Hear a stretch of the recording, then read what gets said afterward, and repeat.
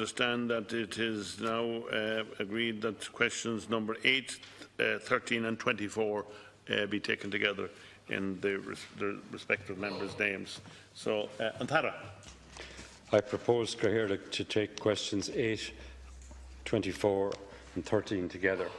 This case remains a high priority for the Government and my department. We are continuing to pursue every constructive avenue to secure the release of this citizen, and we will continue to bring all our influence to bear on his behalf through all appropriate channels.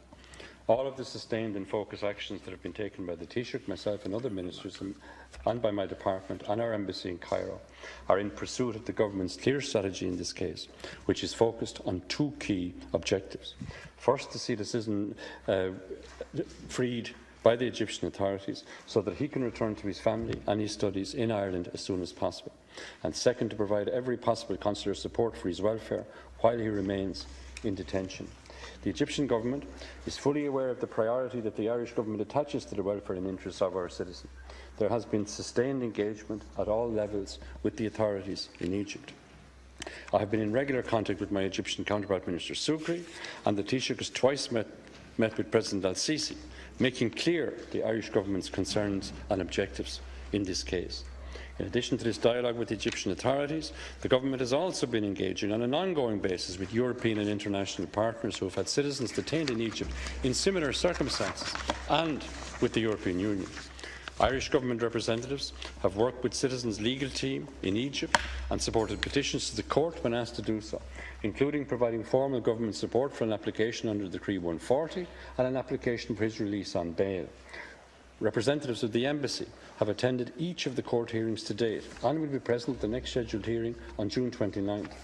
Officials of the Department of Foreign Affairs in Dublin also remain in regular contact with his family and Irish-based lawyers. Indeed, might I say, Cathaoirleach, that significant resources continue to be deployed by my department, both in Cairo and in Dublin, in the provision of comprehensive consular assistance to both the detained citizen and his family. The department has arranged frequent consular visits to this individual in prison since his arrest, the most recent of which was on the 17th of April. Another visit will be arranged over coming weeks. These visits also allow regular contact with the prison authorities, who are aware of the Irish Government's strong and sustained interest in the welfare of the citizen.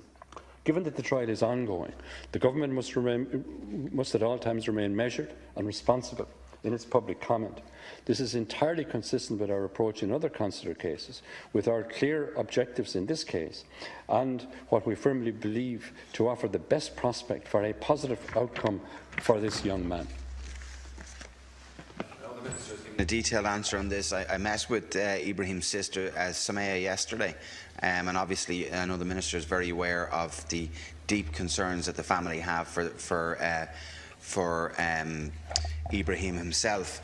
I think the one aspect of it would be the hearing. It's a sentencing hearing effectively. It's not going to be a trial on the 29th. My understanding is that the one faint hope in this is that there more than likely will not be any further postponements, and I was wondering if the Minister, through the Embassy, has any view or update on that. Are we hoping that this will be the final date? We've had, I think, 13 postponements up to now, and that has prolonged Ibrahim's incarceration without trial. But maybe the Minister might be able to comment on that aspect of it, please. Thank you, Deputy. Antara. I wish to assure both Deputies Kenny and O'Brien that we will continue to use all our influence in this matter in order to secure the objective, which is the release of the individual in question. And I'm pleased to note, Cathaoirleach, that is the considered view of everybody in this House, and I believe it's important that we all work together on this issue. I want to acknowledge that there have been many different views and suggestions for action in relation to the case. We will keep all possibilities for action under constant legal review. In this regard, Deputy O'Brien mentions particularly the date of 29th of June, which is the next date for the hearing. I wish to assure the House that Embassy officials will be in attendance, indeed, as they have been, at each and every hearing of the trial.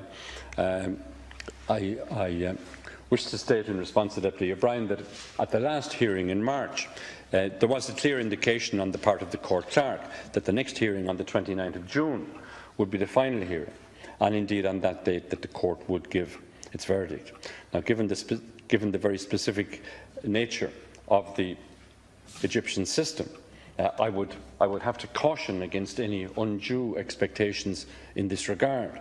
However, I wish to assure the House that once these proceedings have been concluded, that the Government stands ready to take all and appropriate action at political and diplomatic level in order to secure a resolution to this case. Darragh O'Brien.